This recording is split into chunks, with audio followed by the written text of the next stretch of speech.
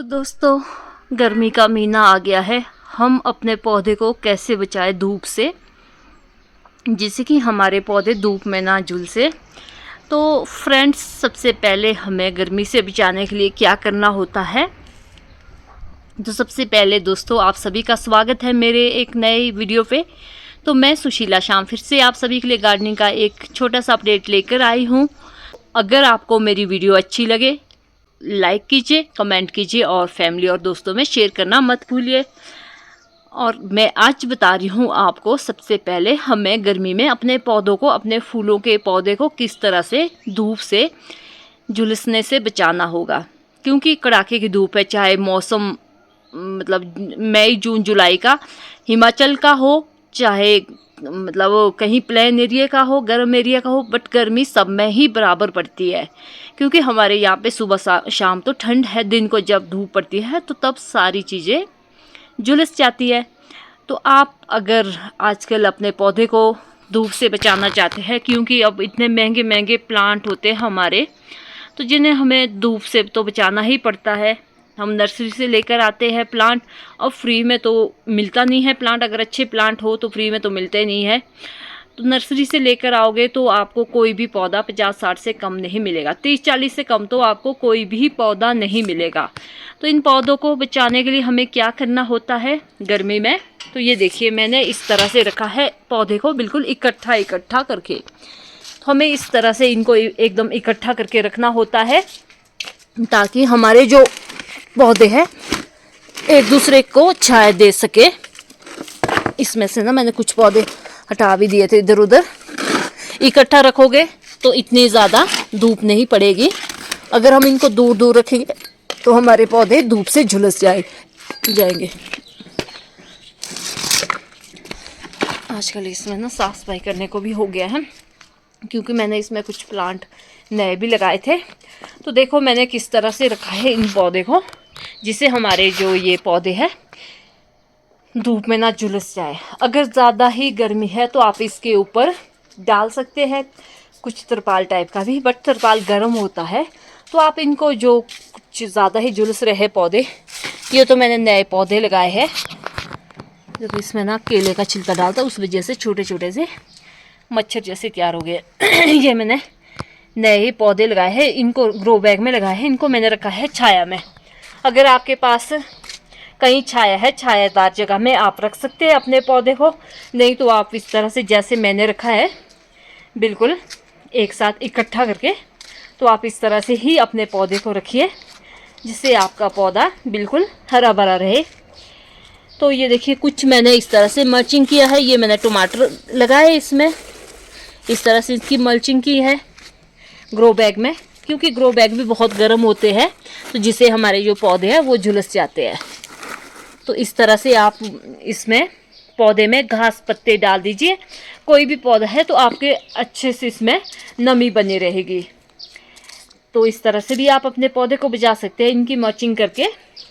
तो ये बहुत ज़रूरी है आजकल गर्मी में इनको बचाना। तो इसमें आप कोई पत्तियां डाल दीजिए, या नारियल के छिलके हैं वो डाल दीजिए, जिससे हमारे पौधे झुलसे ना।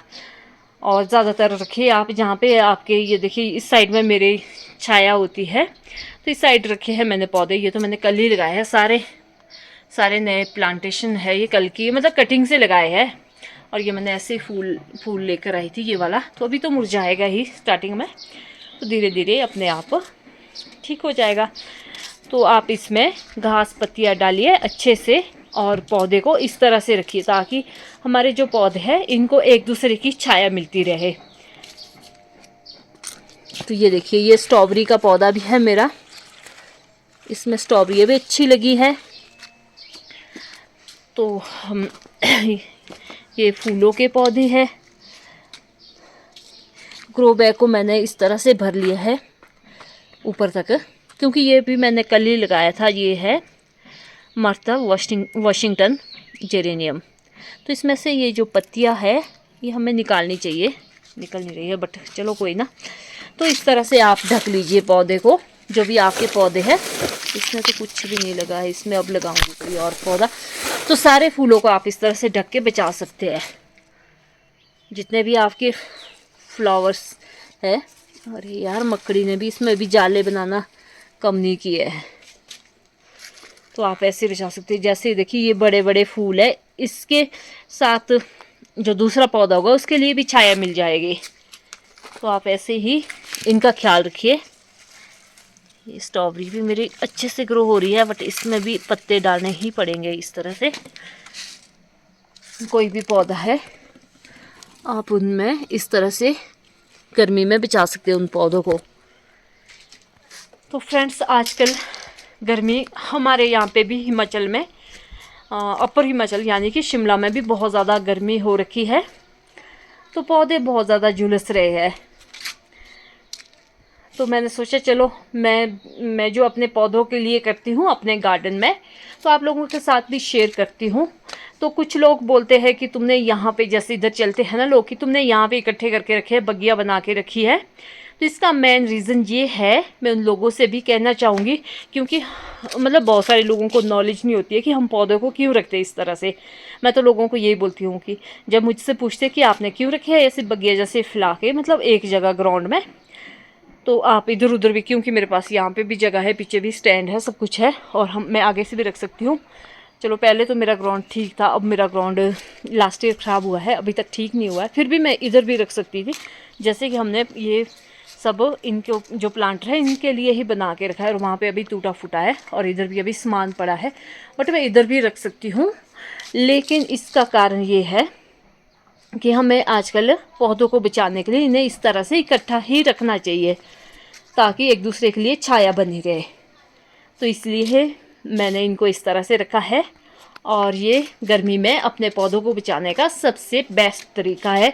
और दूसरा तरीका जो मैंने आपको बोला है, नंबर 1 आप पौधों को इकट्ठा रखिए इस तरह से जैसे मैंने रखा है, और नंबर 2 आप इसमें घास पत्तियाँ डाल सकते हैं, और जिससे कि हमारा जो ये पौधा है बचा रहेगा, इसमें मतलब नमी बनी रहेगी और हमारा पौधा अच्छे से बचा रहेगा।